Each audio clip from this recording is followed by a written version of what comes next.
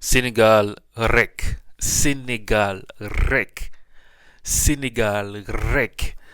Franchement, bravo aux Sénégalais qui viennent de gagner l'Égypte 1 but à 0.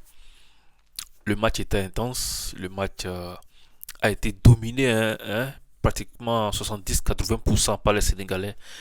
Et au final, le Sénégal qui se qualifie pour la finale de cette Coupe d'Afrique 2025. Les gars, on se lance dans le débrief. Abonnez-vous si vous venez de découvrir la chaîne. Et c'est parti. Franchement, ce match était l'un des matchs les plus attendus de cette CAN. L'Égypte, c'est quand même une équipe qui ne joue pratiquement pas. Quand je dis ne joue pas, c'est pas voilà, dans le sens de pas jouer un match. Je parle dans le jeu. C'est une équipe qui est plus à réaction. Voilà. L'équipe attend de voir ce que l'adversaire va proposer et réagit par rapport à cela. On l'a vu face au Sénégal. Le Sénégal a dominé et l'Égypte est resté là. Ils ont pratiquement fait 76 minutes sans frapper un seul tir. C'est incroyable. Imaginez un peu. 76 minutes sans frapper un seul tir. On n'a pratiquement pas vu Mohamed Salah. On n'a pas vu Marmouche. Voilà, en général, l'équipe égyptienne est restée derrière à défendre jusqu'à la fin. C'est seulement après le but de Sadio Mané qu'ils se sont réveillés. Ils ont mis pratiquement 5 attaquants devant et ils n'ont pas pu égaliser. Mais franchement, cette équipe égyptienne, elle est forte. Ils étaient à ça quand même de pouvoir aller en prolongation. Et qui dit prolongation dit tir au but. Et dans les tirs au but, ils sont très forts. C'est vrai, la dernière édition, la dernière fois que les deux se sont rencontrés en finale, c'était le Sénégal qui a quand même gagné au tir au but.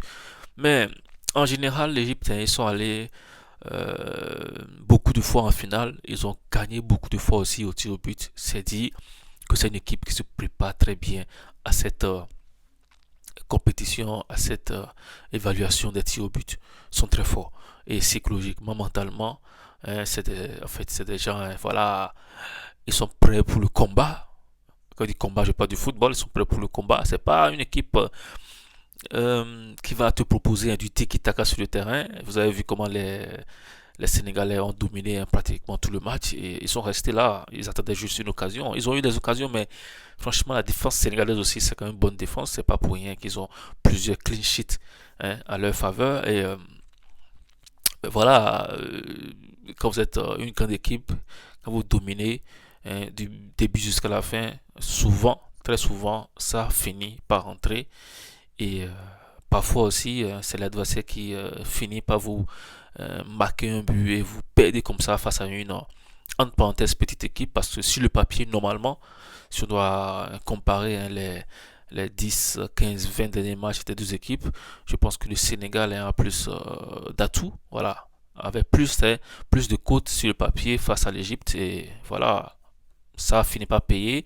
Il faut quand même rappeler que le Sénégal a quand même plein de joueurs. Vous allez voir quand même un joueur comme Ismaïla Sarr n'a pas joué. Ibrahim Ndiaye a pris sa place. Il y a quand même beaucoup de joueurs sur le banc qui sont très forts du côté Sénégal.